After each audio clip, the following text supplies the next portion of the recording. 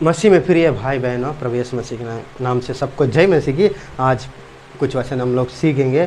पहला यूहन्ना 15 अध्याय 1 और दूसरा वचन में पढ़ता हूँ, आप लोग देखिए। सच्चे दाखलता मैं हूँ और मेरे पिता किसान है। जो डाली मुझ में है और नहीं फलती उसे काट डालता है, और जो फलती है उसे वो छांटता है ताकि वो और फले। इस वचन को देखिए, पढ़ेंगे तो जो डालियाँ, यीशु मसीह तो दाखलता है, हम लोग सब डालियाँ हैं। जो डाली मुझ में है और नहीं फलती उसे वो काट डालता है। इस वचन को पढ़ते समय या कोई ना पादरी साहब प्रचार करते समय हम लोग को डर लगता है, क्योंकि यदि फल नहीं देंगे तो प्रभु काट देगा, काट डालता है। उसको सुनते सुनते अरे यार हम प्रभु काट डालेगा, कोई ना कुछ फल देंगे करके फल देने के लिए कोशिश करने लगते हैं हम लोग। इस वचन को सही रीति से हम लोग अध्ययन करेंगे तो ना कुछ हमको छुटकारा मिलेगा। जो डाली मुझ में है और नहीं फलती है उसे वो काट डालता है। इस हिंदी में काट डालता है करके लिखा है ना, काट डालेगा। लेकिन आप और वचन को बाइबल में अध्ययन करेंगे तो ये जो शब्द है काट डालता है, वो यूनानी भाषा में आयरो करके लिखा है। आयरो मतलब क्या है? वो टेकअप, लिफ्टअप मतलब उठाता है, ऊंचा करता है। यही अर्थ यूनानी भाषा में लिखा है प्रिय भाइयों, इसको आप लोग समझना है। देखिए दाखलता तो यीशु मसीह है। डालियाँ ना क्या करते हैं हम लोग? डालियाँ को कुछ ऊंचे स्थान में बांध देते हैं। लकड़ी में बांधेंगे तो वो ऐसा बढ़ता जाएगा और उसमें फल भी मिलेगा। यदि वो डालियाँ जमीन में है तो क्या वो फल दे सकती है? दे नहीं सकता है। हम लोग जानते हैं फल नहीं, जमीन में जब तक वो जमीन में रहेगा तब तक वो फल नहीं देगा।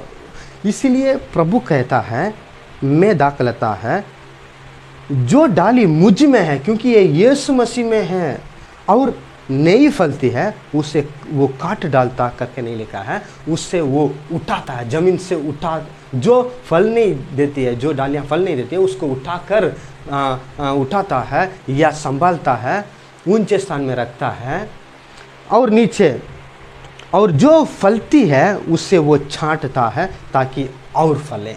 इस वचन को समझने से देखिए, जो डालियाँ यीशु मसीह में हैं, यदि हम यीशु मसीह में होकर भी हम लोग ज़मीन में रहेंगे या शरीर प्रकार की सोच हो तो हम लोग फल दे सकते हैं। इसीलिए उसको परमेश्वर उठाता है, उठा के ऊंचे स्थान में रखता है प्रिय भाइयों बहनों। और 6वां वचन में लिखा है, देखिए यदि कोई मुझ में बना ना रहे तो वो डालियाँ की नाई फेंक दिया जाता है और वो सूख जाता है और लोग उन्हें बटोर कर आग में झोंक देते हैं और वे जल जाती हैं। इसमें 6 वचन को सही से पढ़ेंगे तो यदि कोई मुझ में बना ना रहे, जो पहले पढ़े थे वो डाली मुझ में है, यीशु मसीह में है और नहीं फलती है, उसको ही परमेश्वर ऊंचे स्थान में उठाता है। इधर देखिए, यदि कोई मुझ में बना ना रहे, ये डाली यीशु में बना भी नहीं रहे, इसको समझना है। यदि डालियाँ कट गया वो दाखलता से, वो क्या होगा? वो तो नीचा पड़ा रहेगा, वो सूख जाएगा, अंत में उसको इकट्ठा करके लोग जला देते हैं। तो इसलिए हम लोग परमेश्वर के संतान हैं, हम यीशु मसीह के द्वारा पवित्र आत्मा का वरदान पाए हैं। देखिए पहला यूहन्ना 4:13 में लिखा है, इसी से हम जानते हैं कि हम उसी में बने रहते हैं और वो हम में है, क्योंकि उसने अपने आत्मा से हमें दिया है। परमेश्वर अपने आत्मा को हम में दिया है, इसलिए हम उसी में बने रहते हैं। और रोमियो 8:9 में लिखा है, यदि किसी में मसीह का आत्मा नहीं तो वो उसका जन नहीं है प्रिय भाई बहनों। इसीलिए हम लोग यीशु मसीह दाखलता है, हम लोग डालियाँ हैं।